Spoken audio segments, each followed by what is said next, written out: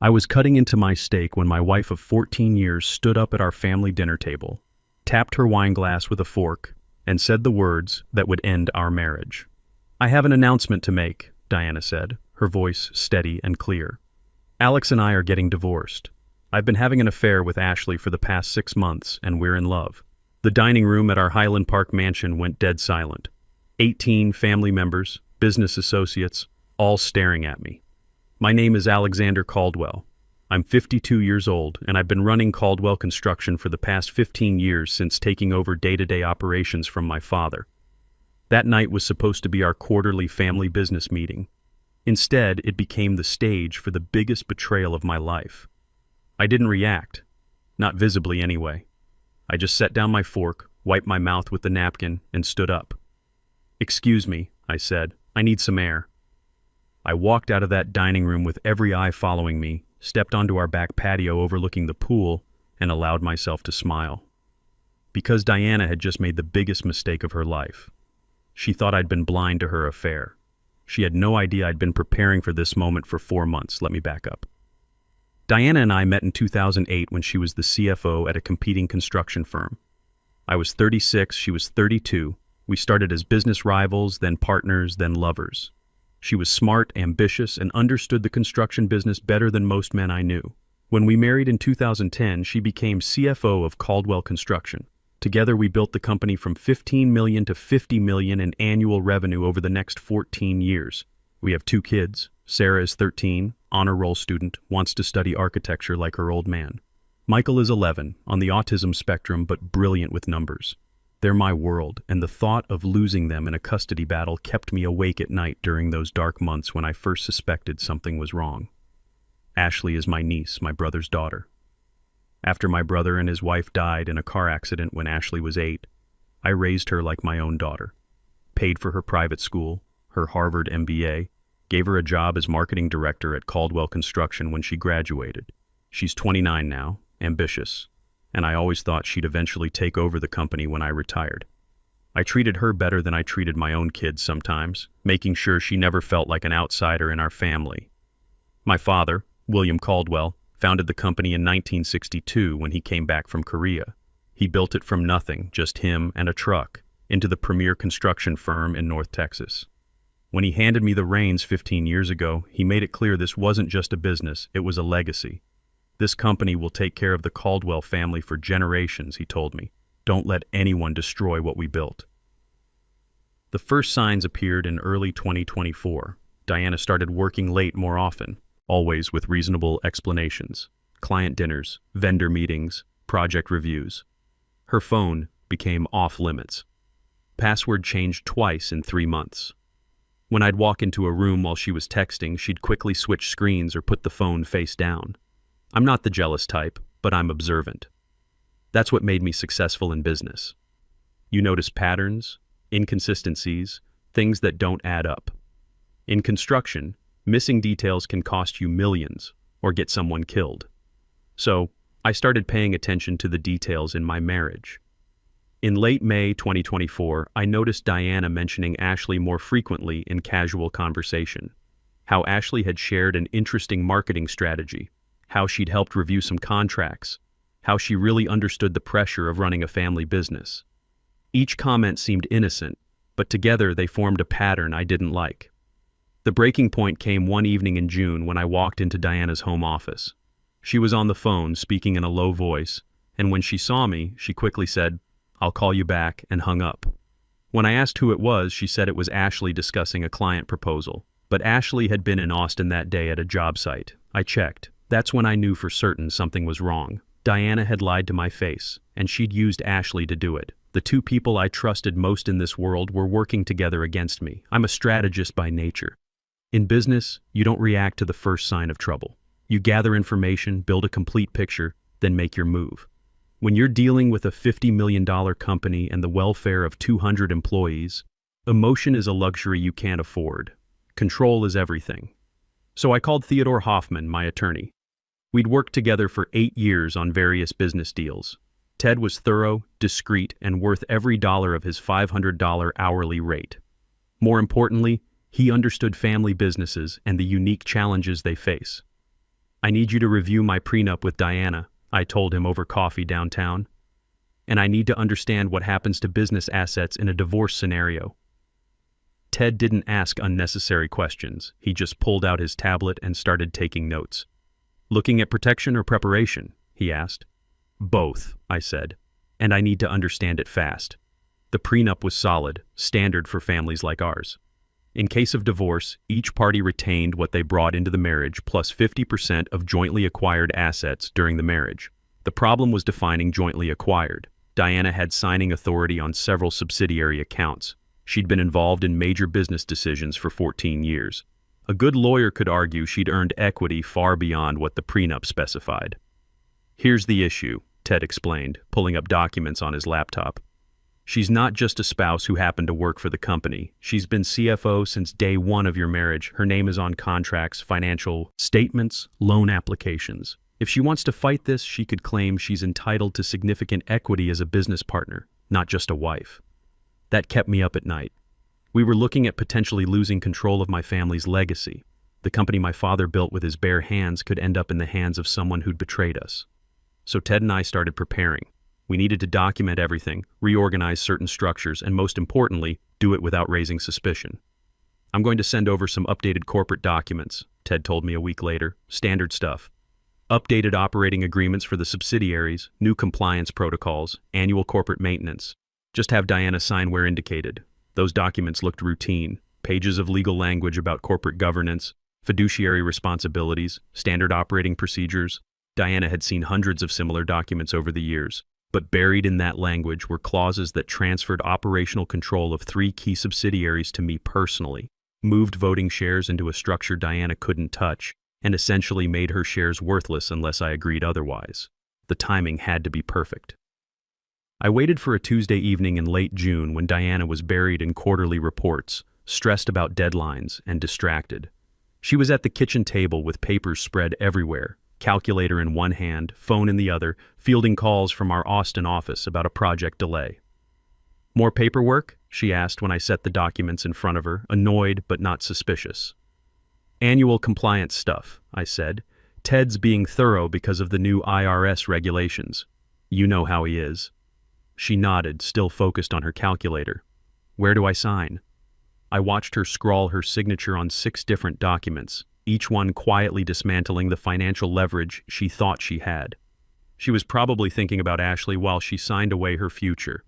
But I wasn't done. I needed to understand what I was really dealing with. Was this just an affair, or was there something bigger? So I hired a private investigator, Patricia Reynolds, former FBI agent who specialized in corporate investigations. She came highly recommended by Ted, who'd used her services in other complex cases. I met Patricia at a coffee shop in Deep Ellum. She was professional, direct, no nonsense. What exactly are you looking for? She asked. The truth, I said. I need to know if my wife and niece are just having an affair or if there's something more. Business implications, financial motivations, other people involved. I paid her $8,000 up front and gave her 3 names, Diana Caldwell, Ashley Caldwell, and any associates who might be relevant. I need this done quietly, I told her. If they know they're being watched, everything changes. Patricia's report came back 3 weeks later in mid-July. 47 pages of surveillance photos, financial records, communication logs, and documented behavior patterns. The affair was real, started back in March 2024 at a business conference in Austin. But what else Patricia found concerned me more. Ashley had gambling debts, serious ones. She'd been playing high-stakes online poker through what appeared to be legitimate cryptocurrency trading platforms, but was actually underground gambling operations. She was losing consistently, chasing losses with bigger bets. She owed somewhere north of $150,000 to people who don't accept payment plans. Your niece has a problem, Patricia told me when she delivered the report. This isn't casual gambling. She's addicted, and she's in deep with some dangerous people. The kind who break fingers when you're late with payments. But there was someone else involved, Nikolai Petrov, a Russian real estate investor I'd met once at a charity auction. Smooth talker, expensive suits, always seemed to have money for the right causes. He'd been meeting with Diana and Ashley regularly over the past 2 months. Coffee shops, restaurants, once at a hotel bar in Fort Worth. The three of them having long conversations, reviewing documents, planning something. Patricia had managed to get cell phone records through methods I didn't ask about. The messages were coded but clear enough once you understood the context. They were planning to use the divorce to take control of family assets. Diana would demand her share, claim she'd been instrumental in building the business over 14 years, inflate her contributions.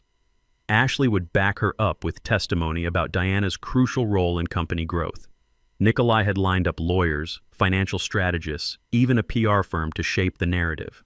They were going to position me as the controlling spouse who'd sidelined his ambitious wife, paint Diana as the undervalued partner who deserved a larger share, use media pressure and family politics to force a settlement that gave her significant equity. Then Ashley and Nikolai would help her leverage that equity into actual control, pushing me out of my own family's company while they took over operations. Ashley would get the CEO position she'd always wanted, Diana would get financial control, and Nikolai would get his foot in the door of Texas construction contracts. It was actually a decent plan, if I hadn't seen it coming. I sat in my home office reading Patricia's report for the third time and started laughing. Not from joy, but from the pure absurdity of it. Diana thought she was playing chess while I'd been watching the whole board. Ashley thought she was finally getting her moment in the spotlight. Nikolai thought he'd found a weakness to exploit in American family business. They had no idea what was about to hit them. I spent the next 2 months quietly fortifying my position. I documented every business decision Diana had been involved in over 14 years, including the ones where she disagreed with successful strategies. I secured testimonials from department heads about who actually drove growth and who just managed the numbers. I moved personal assets into protected trusts my father had established years ago for exactly this kind of family emergency. The hardest part was explaining things to my kids without destroying their relationship with their mother. Sarah, at 13, was already asking questions about why Mom was working so late and why there was tension in the house. Michael, with his autism, picked up on changes in routine and got anxious when family patterns shifted. "Dad, are you and Mom fighting?" Sarah asked me one evening in August while we were reviewing her architecture portfolio for high school applications. "Adults sometimes have disagreements," I told her. "But whatever happens between your mother and me, we both love you and Michael more than anything." "Is that why Mom seems angry all the time?" I chose my words carefully. "Your mother is dealing with some difficult decisions right now. That's not your fault or your responsibility." I couldn't tell her the truth. Not yet. But I was already thinking about custody arrangements, about how to protect them from the chaos that was coming. My lawyer Ted had connected me with a family counselor who specialized in helping kids navigate high-conflict divorces. Meanwhile, I changed passwords on all personal accounts, updated beneficiaries on insurance policies, and made sure every joint account had frozen transfer protocols that required both signatures for withdrawals above $5,000. I also started documenting Diana's daily routine in detail: where she went, who she met, how often she lied about her whereabouts. Ted drafted divorce papers, but we didn't file yet. We included forensic accounting provisions, fraud investigation clauses, and most importantly, enforcement of the prenup's infidelity clause. Texas isn't a pure, no-fault state when significant assets are involved. Adultery still matters in property division, especially when business equity is at stake. But I needed one more piece of leverage, something that would make Ashley think twice about testifying against me. So I decided to buy her gambling debt. I called Patricia again in late August. "The gambling debt," I said. "I need names." "Who does she owe?" Patricia hesitated. "That's dangerous territory, Alex. These aren't legitimate businessmen." "I don't need to meet them," I said. "I just need to understand the structure. How does someone buy debt in this kind of situation?"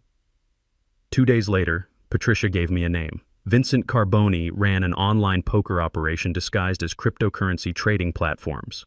Multiple websites, sophisticated technology, but essentially underground gambling targeting young professionals with money. Ashley wasn't his only victim.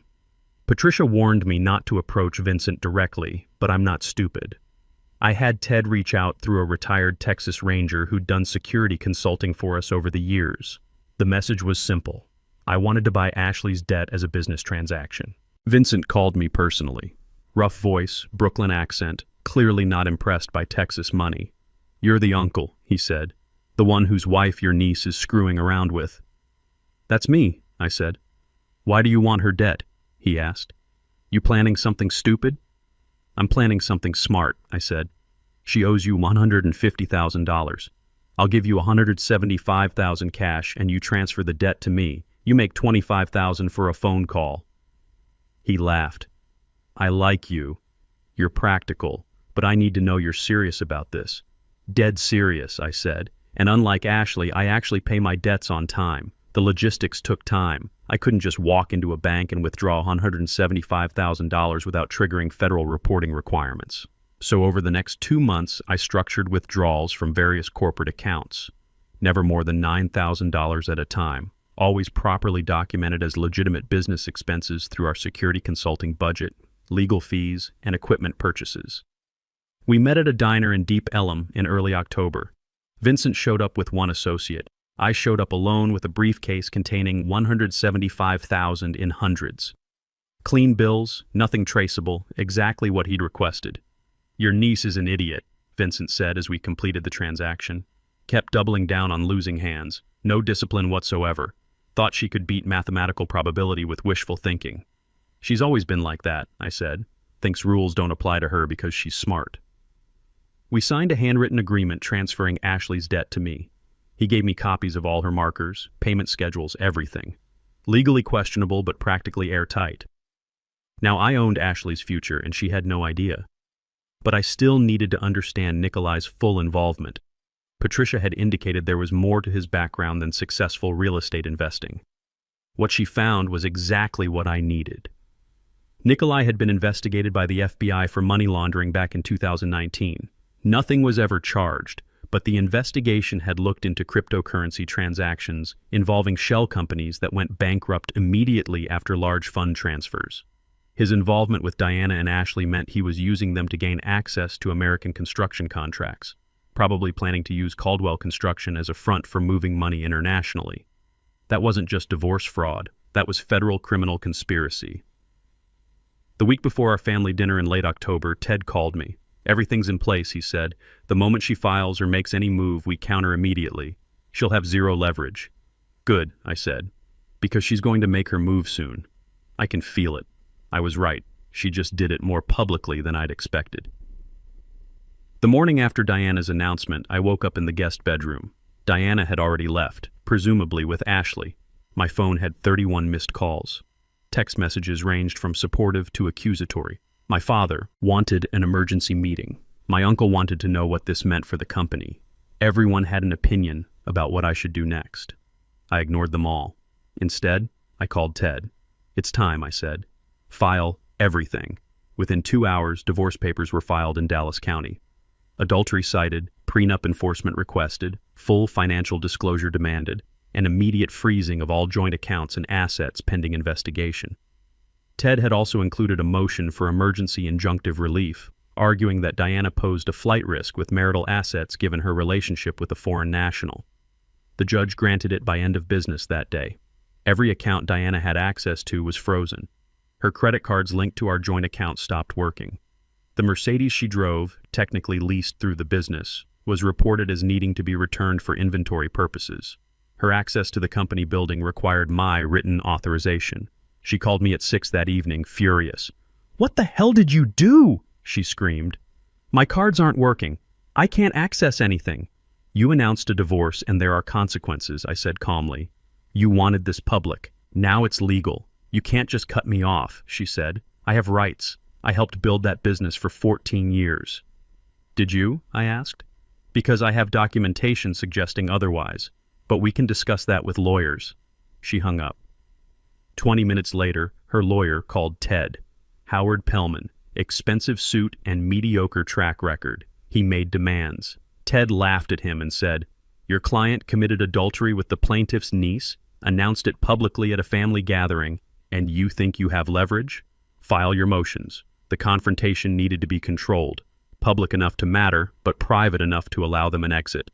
I chose a restaurant called Meridian in Bishop Arts District, neutral territory where we'd had business dinners before. I had Ted send formal meeting invitations to Diana, Ashley, and Nikolai with their lawyers. Mediation discussion, settlement possibilities. The lawyers agreed immediately. They thought I was ready to negotiate. When they arrived, I was already seated with Ted beside me, leather portfolio containing every piece of evidence we'd compiled. Diana looked confident, almost smug. Ashley sat next to her, nervous but trying to look defiant. Nikolai sat at the end, watching carefully. "Thanks for coming," I said. "Let's cut to the chase." "My client is willing to discuss terms," Howard said, "but she expects fair compensation for her 14 years of contributions." "Fair compensation," I repeated. Interesting phrase. I slid the first document across the table. The operating agreement Diana had signed in June. "What is this?" she asked. "Your signature," I said. "Transferring operational control of the subsidiaries. You signed it willingly." Her face went pale. "That was routine paperwork. It was corporate governance compliance," I agreed, "which you authorized." Howard grabbed the document, started reading. His confident expression cracked. I slid the second document across. Patricia's surveillance report. Photos of Diana and Ashley, time-stamped from March through October. "Evidence of adultery," I said, "which according to our prenuptial agreement constitutes grounds for fault-based divorce and forfeiture of equity claims beyond the base agreement." Diana's hands were shaking. "You were spying on us." "I was protecting family assets," I said. "Which brings us to the real issue." I looked at Ashley. "You thought you could manipulate a family divorce into a corporate takeover. You convinced Diana she deserved more, planned to use media pressure to force me out." Ashley tried to look confused. "I don't know what you're talking about." I slid the third document across. Cell phone records, meeting logs, communications with Nikolai. "Yes, you do. What you three planned constitutes conspiracy to commit fraud. We have documented evidence of coordinated efforts to manipulate legal proceedings for financial gain." The table went silent. "But let's talk about something else," I said, looking at Ashley. "Your gambling debt." Her face went white. Diana turned to stare at her. "Ashley owes $150,000 to people who run illegal gambling operations," I said. "Except she doesn't owe them anymore. She owes me. I bought the debt." I slid across Vincent's paperwork. Ashley looked like she might be sick. "Here's what's going to happen," I said. "Diana, you accept the divorce terms exactly as outlined in our prenuptial agreement. No additional claims, no equity demands. In exchange, I don't pursue criminal fraud charges." "That's blackmail," Howard said weakly. "That's a settlement offer," Ted corrected. "Based on documented criminal conspiracy." I turned to Ashley. "Your debt is forgiven, but you're permanently out of the family business. No contact with Caldwell Enterprises." She nodded, unable to speak. "And Nikolai," I said, "you disappear from our business circle. If I hear your name associated with any attempt to interfere with Caldwell interests, I release everything to the FBI." Nikolai stood up and left without a word. Diana signed the settlement that afternoon. She got $2.2 million, her share of joint personal assets accumulated during our marriage. She lost everything else. 6 months later, I established the Caldwell Foundation for Young Entrepreneurs. We help kids from working-class backgrounds start legitimate businesses. It's become something meaningful, something that matters more than revenge. I'm 52 years old now, single, successful, running a company I'm proud of. My kids adapted better than expected. Sarah still wants to study architecture. Michael thrives with our new routine. Sometimes people ask if I was too harsh. I tell them no. Diana, Ashley, and Nikolai made choices. They chose greed over integrity. I just made sure those choices had consequences. That's not revenge, that's accountability.